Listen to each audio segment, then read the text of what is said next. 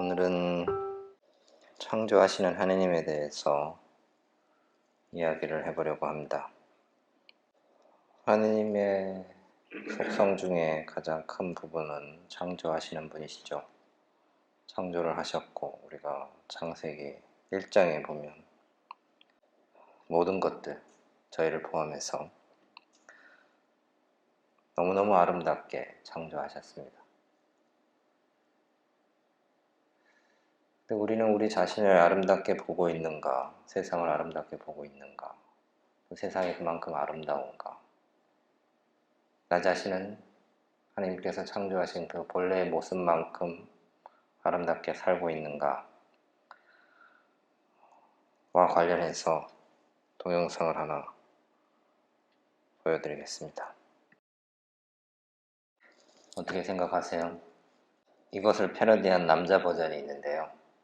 남자들은 자기 자신을 다 조지 클론이나 브래드 피트나 그렇게 묘사를 합니다. 상대방은 반대로 묘사하는데요. 그런 그림들 보셨을 겁니다. 여자들은 이렇게 거울 앞에 서 있는데 되게 날씬한데도 거울에 비친 자기 자신의 모습은 되게 뚱뚱하게 보는, 반대로 남자들은 이렇게 뚱뚱한데도 자기는 근육질이라고 그렇게 생각하죠. 이 도구에서 이 영상을 만들면서 조사를 했습니다. 설문조사를 했는데 전 세계 여러 나라에 가서 조사를 했는데 80% 이상의 여자들은 자기 자신이 못났다라고 얘기를 해요. 남자들은 반대겠죠. 하나님께서는 남자고 여자고 간에 너무너무 아름답게 창조를 하셨습니다. 그래서 항상 매번 당신이 창조하신 다음에 보신이 좋았다, 아름다웠다는 거겠죠. 하나님께서는 우리를 그렇게 바라보고 계시는데 나는 나 자신을 어떻게 바라보고 있는가? 아마 우리의 죄, 상처, 아픔, 어둠, 두려움 이런 것들 때문에 나는 아름답지 못하다, 부족하다, 완벽하지 않다 라고 우리가 쉽게 생각합니다. 근데 하나님께서 창조한 나의 거룩함을 그 어떤 것도 손상시킬 수 없습니다. 죄가, 상처가, 어둠이 하나님을 덮을 수는 없죠. 하나님께서 창조한 우리가 그런 소위 말하는 흠으로 인해서 우리의 거룩함, 우리의 그 하나님의 창조의 사랑, 이런 것들이 훼손될 수가 없습니다. 말이 안 되죠. 전지전능하신 분이 창조하신 것에 인간의 어떤 약함이 그걸 다 뒤덮을 수 없습니다. 근데 우리는 그렇게 생각해요. 그렇게 하고, 그러고 우리는 그렇게 행동합니다. 점점 그게 강화되죠. 그래서 나를 잘났다라고 생각하는 거거나 혹은 못났다고 생각하는 것 그 이상으로 본래 우리가 창조된 그 모습을 회복하려고, 되찾으려고 좀 마음을 먹으면 어떨까 하는 생각이 듭니다. 그래서 하나님께서 끊임없이 우리를 창조해내고 계십니다. 새롭게, 계속해서, 매일, 매 순간. 그걸 우리가 조금 놓치지 않으시면 좋겠어요. 그래서 우리한테 가장 큰 죄는 하나님께서 그렇게 매일 창조하시는, 매일 용서하시는 것을 믿지 않는 것. 거기서 어쩌면 우리의 죄나 상처나 아픔이나 두려움은 시작된다고 생각이 됩니다. 그렇기 때문에 나 자신을 사랑하지 못하죠. 나 자신을 사랑하지 못하는 외적인 어떤 표현은 다양하게 나올 겁니다. 뭘 막 쌓아야 되는, 아니면 뭘 막 이것은 꼭 해야 되는, 하여튼 자기 죄를 모르는 것, 그러고 있는 우리 자신을 잘 모르고 그렇게 사는 것 자체가 사실은 큰 죄죠. 근데 그런 하느님을 우리가 받아들이지 못하게 하는, 하느님 사랑을 받아들이지 못하게 하는 것들이 무엇이냐? 한편으로 우리는 되게 약하고 죄 많다라고 생각을 하면서도 온전히 그걸 받아들이지는 않습니다. 어느 정도 내가 좀 그렇지, 하지만 나도 알고 있고 하나님한테 고백하고 싶지만 하지 않는 어떤 그런 것들을 계속 안고 있죠. 그것 때문에 우리의 이 아름다운 창조가 계속 우리 스스로 훼손시키는, 그리고 사랑이라는 것은 뭘 해야 되는, 내가 이만큼 해야 사랑받을 수 있는. 어쩌면 우리가 그런 환경에서, 그런 교육 안에서 자라와서 좀 그럴 수도 있습니다. 그렇게 학습되기도 해요. 근데 사랑이라는 건 그렇지 않죠. 특별히 하느님께서 우리를 사랑하실 때는 내가 뭘 잘해서, 열심히 성당을 나가서, 활동을 해서, 봉사를 해서, 그래서 하느님께서 나를 사랑하시냐. 그렇다고 하면 우리가 아마 여기 와 앉아있지 않을 겁니다. 하느님이 그런 분이라면, 그런 분이라고 내가 생각한다면. 근데 어느 한켠에선 자꾸 그런 생각들이 우리를 다른 방향으로 끌고 갑니다. 하느님 그런 분 아닌데. 그래서 하느님께서 여러분들을 매 순간 용서하고 계시고 화해하시려고 손을 내밀고 있습니다. 그래서 그런 하느님한테 고백하시고 용서를 청하시고 내가 내 자신을 좀 받아들이고 용서할 수 있으면 그러면 하느님의 그 은총, 사랑을 더 구체적으로 크게 받아들이지 않을까 그런 생각을 좀 해보게 됩니다. 그래서 나 자신을 아는, 하느님을 좀 알아가는 방법 중에 하나가 기도죠. 기도는 그냥 어제도 말씀드렸습니다. 그냥 시간을 드리는 겁니다. 봉헌의 시간이죠. 기도를 내가 30분, 1시간 하면 뭘 얻어내야 된다. 위로나 깨달음이나 뭐가 됐든 그런 거 아니라고 말씀 강조해서 드립니다. 그냥 앉아있는 겁니다. 외적으로는. 내 시간을 그분께 드리는 거죠. 그분께서도 계속해서 당신의 시간을 우리한테 주고 있습니다. 우리를 지켜봐 주고 계시고 기다리고 계시고 거기에 우리가 어떻게 응답하는가.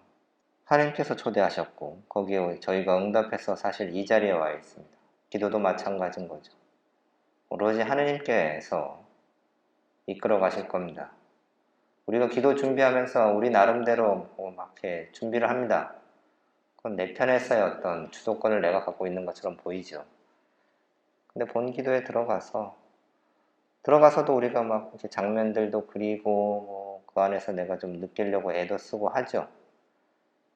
내 편에서의 노력이 전혀 없이 그냥 가부좌치고 앉아서 그냥 아버지 이런다고 기도가 되는 것은 아닙니다.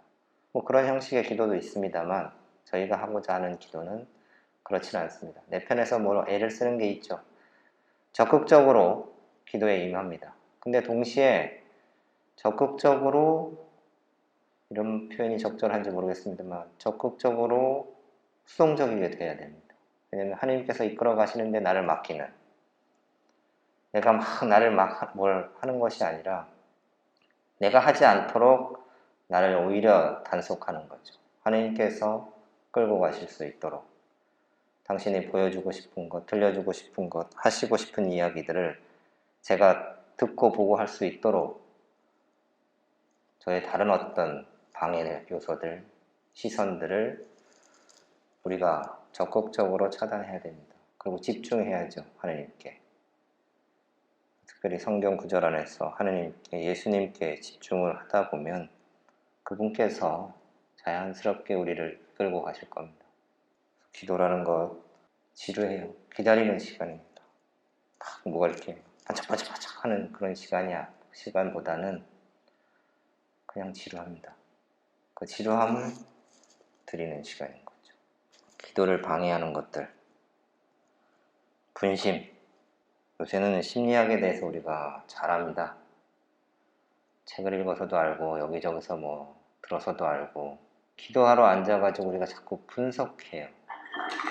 이 기도가 나한테 들려지는 어떤 이야기들, 보여지는 것들이 내 어린 시절, 내 지금 어떤 상황들 막 이러면서 그런 지식들이 전혀 쓸모없거나 그렇지는 않습니다만 기도하실 때는 기도에만 좀 집중하시면 좋겠어요. 성찰하면서 면담하면서 그런 이야기를 조금 그렇게 해석해 볼 수도 있을지 모르겠습니다만 기도하실 때는 이걸 내 기도를 기도하면서 기도 안에서 그 기도를 분석합니다.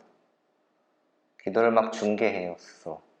이게 이런 뜻이고, 이게 이렇구나, 저렇구나, 일로 가야지, 절로 가야지.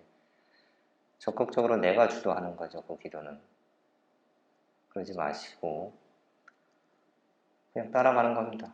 하나님께서 하나님 뒤를 졸졸졸졸 따라다니면서 보여주시는 것, 들려주시는 것, 거기 쫓아가는 거죠. 분심은 뭐 이거 어떻게 안 됩니다. 뭐 싸워가지고 이길 수 있는 대상이 아니에요. 어떤 분이 이렇게 표현을 합니다. 방에 창문이 열려가지고 벌이 한 마리 이렇게 들어왔어요. 왜 하고 있습니다. 아무것도 안 돼요. 기도도 안 되고 공부도 안 되고 집중이 안 됩니다. 그 왱왱거리는 소리에. 그래서 막 벌을 쫓아내려고 막 뭘 휘젓고 하는데 얘가 방 안에서만 계속 도망다녀요. 그러다가 그냥 30분이 1시간이 지나가죠. 분심은 그런 거라고 얘기를 해요. 그냥 막 쫓으려고 하면 안 쫓아진다고 합니다. 근데 가만히 놔두면 그 벌이 맹맹거리다가 그 열려진 창문으로 다시 나가는 거죠. 그럼 창문 닫고 다시 공부를 하거나 기도를 하거나 하면 되는 거다. 분심이 올라오면 좀 놔둬보십시오. 뭐 그거 갖고 막 이게 또 뭔가 막 분석을 하지 마시고 그럼 분심이 올라왔네, 내가 기도에서 조금 다른 쪽으로 빠져있네 라고 느끼는 순간 훨씬 그 분심에 대한 내 마음이 이렇게 가는 게 좀 덜해질 수도 있습니다. 혹은 어떤 분심은 기도 거리가 될 수도 있어요. 그게 나한테 정말 중요했기 때문에 기도 안에 이렇게 드러난 것일 수도 있거든요. 근데 그걸 내가 그 순간에 바로 알아듣고 그걸 기도를 할 수 있느냐? 그럴 수도 있고, 혹은 그냥 이건 분심이야. 이건 성경 구절하고 아무 상관없으니까 분심이야 하고 내가 밀어두거나 어떻게든지 그거를 벗어나서 난 여기에 기도에 성경 구절에 집중해야 된다고 하다 보면 기도도 안 되고 아무것도 안 될 때가 있습니다. 그래서 분심이 막 올라와요. 그럼 이게 뭔가 한번 이렇게 바라볼 필요는 있는 것 같습니다. 이게 벌인지 팔인지 뭔지는. 그리고 이게 정말 중요한 건가 어떤 건가. 사실 성경 구절로 돌아오는데도 자꾸 글로 마음이 가요. 그럼 그게 뭔지 한번 예수님하고 기도 안에서 이야기해 볼 수 있겠죠. 저한테 지금 이런 마음이 올라옵니다. 이걸 갖고 기도를 해봐도 될까요? 혹은 이건 그냥 분심인가요? 그냥 기도 안에서 예수님하고 계속 대화를 하십시오. 그게 꼭 성경 구절을 가지고 대화를 해야 되느냐? 아니죠. 내 삶을 가지고 이야기해도 되죠. 분심도 마찬가지입니다. 정말 그게 분심인지, 혹은 내가 좀 들여다봐야 될 어떤 내 기도거리인지는 좀 우리가 살펴봐야 될 겁니다. 그래서 기도 안에서는 내가 잘 모르겠다. 그러면 우선은 한 옆으로 좀 놓고 성경 구절에 집중을 해보고 성찰하시면서 그게 뭐였을까? 그게 정말 나한테 그냥 분심 이상도 이하도 아닌 어떤 것이었나? 기도를 방해하려는 사탄의 유혹이었나? 그렇게 내가 볼 수도 있죠. 근데 꼭 그렇지만은 않은 것 같고 뭔가 있는 것 같고 그러면 면담 때 이야기를 해보시면 좋겠어요. 혹은 아무래도 뭐가 있는 것 같아. 그럼 그걸 가지고 기도를 해보셔도 좋겠고요. 기도를 했는데 아무것도 없더라.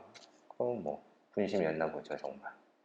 그리고 또 하나는 우리가 성경 구절에 나온 예수님을 이제 바라보게 되는데 그 예수님하고 나를 비교합니다. 예수님은 그런 것들을 하셨는데 안 하셨는데 나는 지금 이러고 있다. 일단 시작 전부터 우리가 질 수밖에 없는 이야기를 하고 있는 겁니다. 예수님하고 비교해가지고 내가 예수님보다 나을 수가 있어요. 근데 우리 자꾸 그렇게 합니다. 희한하게. 예수님을 이겨보려고 하는 건가요? 그렇지는 않을 겁니다. 근데 자꾸 비교를 해요. 예수님은 이러셨는데 난 지금 요 모양 요 꼴이다. 그래가지고 그러면 예수님이 그래 너 왜 고모냥 고꼴이냐 그러면서 혼을 내시느냐? 그렇지도 않아요.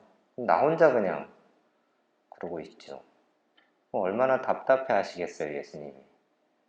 그거 아닌데 그냥 너 삶을 살면 되는데 왜 나하고 이렇게 나를 좀 따라오면 좋겠고 좀 흉내낼 수 있으면 좋겠고 그것들이 너무 기쁘면 좋겠고 아마 예수님 그 정도 얘기하실 것 같은데 우리는 자꾸 딱 1대1로 비교를 합니다. 예수님은 뭐 참아내셨는데, 혹은 예수님은 사랑을 하셨는데, 나는 거기서 예수님은 원수를 사랑하라고 하는데 나는 뭐 원수고 뭐고 내 옆에 있는 사람도 지금 이가 갈리는데 어떻게 원수를. 그래서 나는 뭐 안 돼. 이런 식으로 우리가 의기소침해지고 자꾸 이제 좌절하게 되고 절망하게 되고 희망을 갖지 못하게 되는, 기도를 하면 할수록 더 절망감에 빠진다 그러면 참 어떡합니까? 그래서 예수님하고 비교하지 마세요. 예수님을 그냥 바라보시고 따라갈 수 있는 은총을 청하시면 좋겠어요. 예수님이 보여주신 거잖아요. 이렇게 하면 너희들도 서로 사랑하여라. 내가 해준 것처럼. 근데 그래서 난 그걸 못해가지고 지금 뭐 잘하고 있니 못하고 있니 뭐 이렇게 나 자신을 평가하지 마시고, 예수님이 그렇게 하셨으니까 나도 쫓아가 보는 겁니다. 흉내내보고. 그러면서 그것들이 나한테 어떤 기쁨을 주는지 한번 그걸 바라보십시오. 그걸 할 때 막 너무너무 괴로워요. 예수님은 괴롭지 않겠는데 왜 나는 괴로울까? 이유가 있겠죠. 그걸 좀 찾아본다면. 그래서 그 이유를 우리가 알게 되면 좀 다르게 예수님을 쫓아다니겠죠. 예수님을 따라다니는데 너무너무 기뻐요. 그럼 계속 그 길을 가겠죠. 근데 내가 예수님과 그냥 그 결과물에 대해서 비교를 하면 매번 질 겁니다.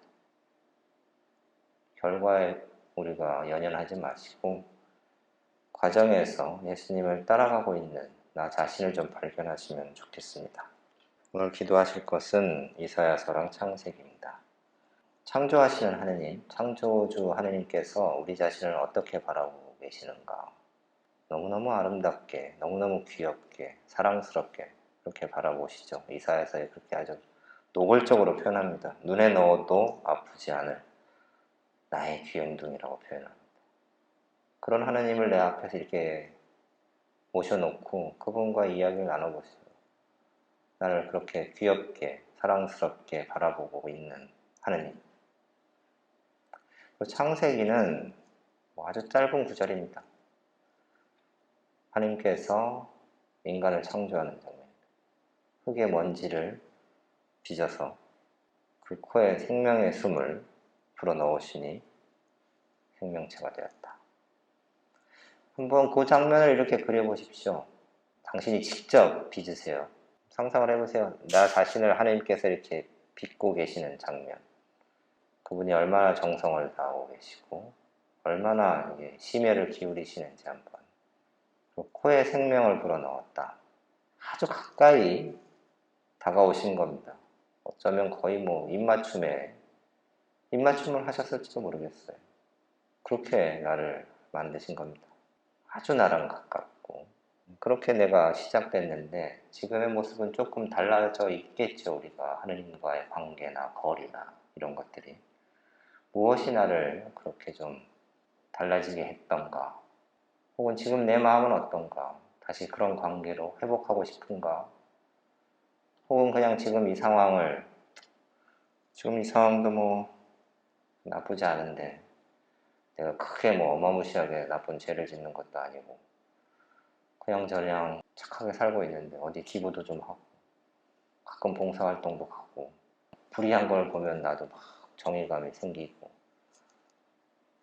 다른 사람들한테 살면서 뭐 큰 피해 주지 않고 소소하게 나는 사람들한테 도움을 줘가면서 살고 있는데 내가 굳이 뭐 더 뭘 해야 되나? 예수님하고 한번 이야기 나눠보십시오. 내가 지금까지 이렇게 살아왔는데 여기서 더 뭐 해야 됩니까? 아니면 어찌해야 됩니까? 그렇게 우리를 어떤 마음으로 하나님께서 창조하셨을까? 그리고 우리가 어떻게 살아가기를 그분 원하실까? 너무너무 사랑스러운 눈으로 나를 바라보고 계신 하느님을 한 시간 동안 쭉 앉아서 꼭 그분과 뭐 미주알 고주알 다 이야기하지 않아도 그냥 그 눈빛에만 우리가 초점을 맞춰도 좋지 않을까 생각해 봅니다. 질문 있으신가요? 기도 별로 어렵지 않죠? 그냥 하나님하고 예수님하고 앉아 있는 겁니다. 내가 좀 하고 싶은 이야기 몇 마디 하실 수 있으면 좋겠고 또 하나님께서 당신께서 우리에게 하시고 싶은 이야기가 있다 그러면 좀 기다려서 들어보시면 되겠고, 이게 하느님부터 온 이야기냐, 내가 소설 쓰고 있는 거냐, 뭐 그런 질문들이 계속 드실 거예요. 소설을 쓰면 안 될 이유가 있나요? 그리고 그 소설 역시도 하나님께서 허락하시는 겁니다. 모든 사람이 똑같은 소설을 쓰지 않아요. 그죠? 나와 하느님과 그동안 살아왔던 그 경험들 안에서, 그 관계 안에서 내 나름의 어떤 생각이 들어가서 100% 그게 하느님의 뜻이 아닐지라도 내 생각이 99%라고 하더라도 그것이 온전히 그냥 나쁜 것이냐, 하늘부터 오지 않은 것이, 하느님이 허락하지 않은 그런 것은 아무것도 없잖아요. 그분께서 허락하신 그 이야기들 계속 끌고 가시면 좋겠어요. 그래서 이건 내가 지금 소설 쓰고 있는 거 아닌가. 멋진 소설을 쓰시는 것도 나쁘지 않을 것 같아요. 하느님하고 같이 쓰는 소설인 거예요. 온전히 그냥 내 머릿속에서만 나온 그런 소설은 아닐 겁니다. 그 중에 0.00001%라도 하느님 거예요. 그리고 사실은 펼쳐보면 한 99%는 하느님 겁니다. 내 1%로 그냥 내가 다 싸잡아서 그냥 내가 소설 쓰고 있나? 이렇게 생각을 하는 거죠. 그리고 그렇게 생각하도록 또 사탄에 유혹하는 거기도 하고요. 어떻게든지 하느님께서는, 천사들은 우리가 기도하게끔, 하느님한테 가게끔 우리를 격려할 거고, 사탄은 어떻게 해서든지 우리가 기도하지 않게끔, 못하게끔, 혹은 기도 안에서 막 자꾸 분심 들게끔, 혹은 하느님한테 가려고 하면 자꾸 다른 어떤 달콤한 것으로 끄집어 내리려고 하고 그럴 겁니다. 그게 막 눈에 막 보이진 않죠. 근데 성찰하시면서 혹은 한참 후에 내 기도나 내 생각이나 이런 것 안에서 정말 악한 영들, 사탄이 활동하고 있구나. 그게 아주 막 뚜렷하게, 그 사탄이란 것이 우리 어렸을 때 봤던 만화처럼 새카맣고 새빨갛고 뿔나고 삼지창 들고 있고 꼬리가 있고 그렇게 다가오면 우리가 단박에 알아채고 그냥 빠이빠이 하고 딴 데로 갈 겁니다. 근데 그런 모습으로 절대 다가오지 않습니다. 오히려 천사보다 더 부드럽고 아름답고 멋지게 다가옵니다. 그래서 우리를 혹하죠. 유혹이라는 게 그렇잖아요. 유혹이라고 딱 써가지고 오면 우리가 넘어가지 않죠. 근데 정말 좋은 것 같이 보이고 사랑스럽고 아름답고 그렇게 다가옵니다. 그래서 우리를 헷갈리게 하죠. 그게 단순히 그냥 기도 안에서만 일어나는 것도 아닙니다. 우리 일상 안에서도 너무너무 비일비재합니다. 우리가 막 격양되고 화를 내고 이런 것이 그냥 어떤 그 상대방의 잘못 혹은 어떤 그 일이 잘못돼서의 반응일 수도 있지만, 사탄이 그 상황, 그 사람을 통해서 나한테 영향을 미치는 거죠. 직접적으로 나한테 기도를 통해서 혹은 내 삶에서도 막 영향을 미치지만, 어떤 상황, 어떤 다른 사람을 통해서도, 다른 사람의 어떤 행동을 통해서 내가 악한 쪽으로, 악하다 그러면 되게 나쁜 것 같지만 하느님 반대 방향으로 가게끔 하는 것들은 너무너무 많습니다. 그래서 여러분들이 이 기도를 통해서 영적인 예민함, 그리고 특별히 하느님과 하느님 아닌 것들 사이의 어떤 구분, 이런 것들을 계속 연습하지 않으시면 쉽게 일상 안에서 우리가 그 사탄의 유혹에 넘어가게 될 겁니다. 그래서 우리가 범죄를 저지르진 않지만 하느님부터 그렇게 조금씩 멀어지게 되는 거죠. 그래서 이거 이 정도 괜찮아 이러면서 기도를 통해서 계속해서 어디에 하느님이 계신지, 하느님이 어디로 나를 이끌고 계신지, 그리고 나는 그것을 보고 있는지, 그쪽을 향해 가고 있는지, 혹은 아닌지 계속 확인하시고 연습하시고 이런 영적인 예민함을 키우시려고 애쓰시면 좋겠습니다. 그래서 오늘 남은 시간 기도에 조금 더 집중하시면 좋겠습니다. 그리고 아직까지 몸이 아직 피곤하신 분들도 계실 거예요. 하루 좀 쉬었다고 다 풀리거나 그러진 않을 겁니다. 충분히 잘 쉬시고, 그리고 잘 쉬셔야 기도할 수 있다고 말씀드렸습니다. 열심하게 기도하시기 위해서 열심히 잘 쉬셔야 돼요. 몸을 피곤하게 하지 마시고, 육체적으로, 물리적으로 쉬는 것도 도움이 될 거고, 또 기도하면서 하나님하고 함께 이야기 나누면서도 그렇게 우리가 이렇게 좀 펴지는데 훨씬 도움이 될 겁니다. 그래서 휴식과 기도를 잘 이렇게 균형 잡아서 하시기 바라겠습니다. 오늘 여기까지 하겠습니다. 성부와 성자와 성령의 이름으로 아멘.